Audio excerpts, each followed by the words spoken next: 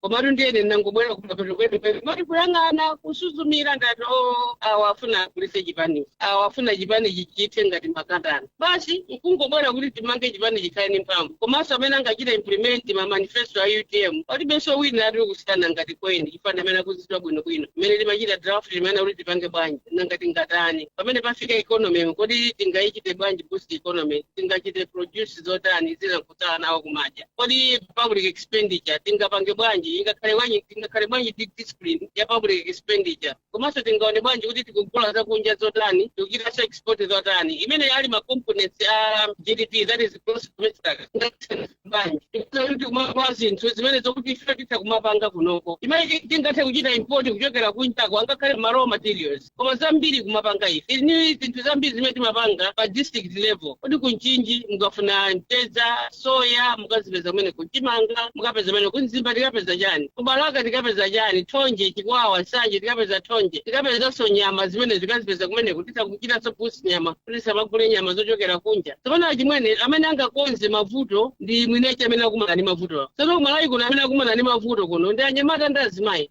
ndi azimayi ife ndi anyamata ni nthawi yathu kuti tikonze mavuto athu amene tikumana nawo nkhani imene timakamba ya agriculture kodi imene tingakambe zina za investment imene tingakambenso za maphunziro tofuna kuyambira ali ana ang'ono kodi awawo ana amenewa chidwi chawo nchotani ndeti atinge kuyambira ali ana ang'ono kumasatira ndi chidwi chawocho kuchokera kuli pa preschools mpaka nakapitirire kwa ma professors achinthu chimene ali nacho chidwicho kodi ife sitingapange sopo kodi sitingapange mafuta ophikira timathamangira makagola madelight kuchokera kunja South Africa kuti amakoma bwanji nanga ife tingapange bwanji kuti ifenso tipange mafuta athu ndekuti boma ili likupanga mafuta ophikira ochisa dziko lonse la Malawi enda kuti kumakagulitsa kwathu kuno timatenga mulanje kuno ndi kuphalo mapanga nandolo tingomuseza nandolo basi imene alili ulendo na makagulitsa kunja uchakachitako add value abweresa zitigulitsa munonso mtengodula kasi tingachite process toka kunoko wina tizidya toka wina tizikagulitsa kuti ndalama zizibwera komanso ngakhale tili ni ma market liberalization koma ni nthawi sona kuti uchidi control and do the buy Malawi kodi kuzimba tingapeze chani nyemba chimanga kapena tingapeze soya mpenda dzuwa maboma ngati amene aja komanso nena kuti ma public expenditure imene zawo tingakhale ndi discipline yanji ku Malawi kuno azathu malandira ndalama zingati pa this level ndalama imene titazika pa council ndiona kuti council yakuti lazipangani produce zakuti mpeza kuti anyamata ena amene tingoyitanira awa ena amene tili ndi ena amene ali ndi degree koma kusowa chochita nkumafika pomayamba ntchito ya ulonda anthu ngati amene wawa azithandizika ni ntchito yanji ndilo yanji ya ma private sector amene tikuwaphunzitsa nawo satha kama sector komanso nawo satha kugwira ntchito ku private sector kuthandizira nawo dziko kuti lipite patsogolo.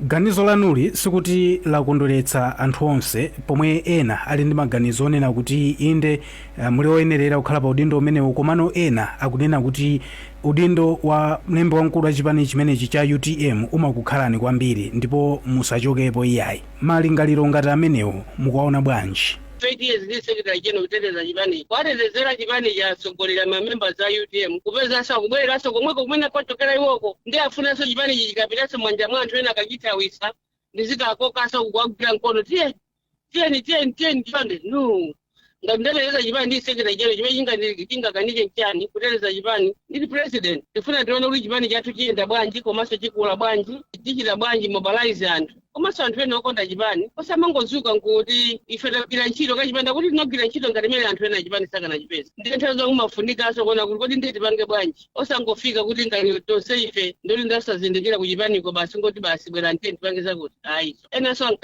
amutha kumanenaso kuti Patricia sanapange za economy anthu ena osakhalapo ma president anapita akatenga economy mmene samagwira ntchito ngati ma president kuona kuti kuti amene angandithandiza kuchita boost economy ni ndani timene timanena za charter kapenya portal gateway pamene tingayika anthu malo amodzi kufuna sowani kutesa ndi corruption komanso kukhala even Malawi paper free kuti anthu amene ajawa kunja atha kuchita link kapa portal pamenepo akapeza ma services onse alipompo achite take also service imene akuifuna ngakhale ali kwawo ngakhale ali kunja. There are a number of factors, one political, economically, and also administratively. The situation in which the parties today, after losing our president, may he so rest in peace, we need to fix it. We need to make it strong. And the one who can make it strong is none other than Patricia. Yeah, with the Secretary General who've been there as a founder of the party and also who knows what our constitution is all about. The economy part of it, we are to fix it. And, sometimes people, they think that the one who is going to fix the economy, the one who's done economy. No. The responsibility of the president is to highlight or underline and to bring together people who can be monitoring some of these things. Those who can be fixing. It is now to parade all the professionals to see how we're going to make this viable and how can we implement this. I've been in the different governments. I've worked with the former president, Dr. Bakiri Munoz. I know the pros and cons of it. I've worked with late Bingo Mtaraka, may he so rest in peace. I know the strengths and the weaknesses of it and how are we going to run government. I've worked with the former president, Dr. Professor Peter Mtaraka. So there's nobody who can even cheat me or lie to me that, oh, you don't know this. I know, I'm a seasoned politician. And the issues of agriculture as well. When you talk about 3 meals a day, that means that we should be cultivating. But what is it that we're going to provide to the services which are going to give to the people? These services are going to be multiplied or translated into the 3 meals a day. Issues of water, issues of electricity, but also when you talk about land, how are we going to develop the land? What you're looking for when you demarcate the land, we need to put the services already. Road infrastructure, electricity and the water, whoever comes and builds, supposed to find the systems already in place. But also we need to reduce and even end corruption by using the technology. How are we going to use the technology to end the corruption? We need to have a charter and the portal in one place. All the services are supposed to be there. Whoever is under agriculture, land, transport, road traffic, education, they're supposed to be there. One is supposed to click and they know wherever the person is. Not the case with these days where people they travel the way from America all the way from UK coming just for a passport and they stay here for a month without even getting a passport. So those are the issues which we need to fix. The youth. We've been talking about the youth for a long time. This is the time for the youth as well. We've been talking about women. It was only 2 years where a woman led this nation. The rest 58 years were men. And this is now in the situation in which we are today. We would like to see those who are facing problems to also govern and sort out the problems themselves. The ones who are challenged in Malawi are the youth and women. So we need to empower the youth and women to sort out their own problems. And here I am.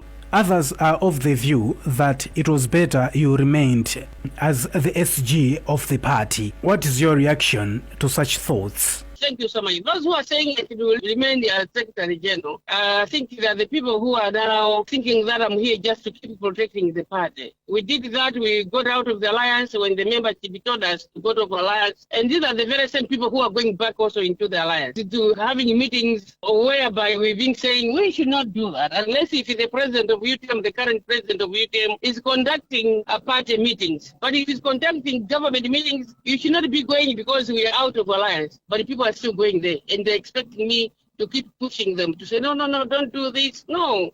If we've been having these problems because we didn't have the so patriotic person leadership who was supposed to take this party beyond, we need to make the party very strong. So if I was able to protect the party from day one when we lost our president, what will make me fail to protect it when I'm leading?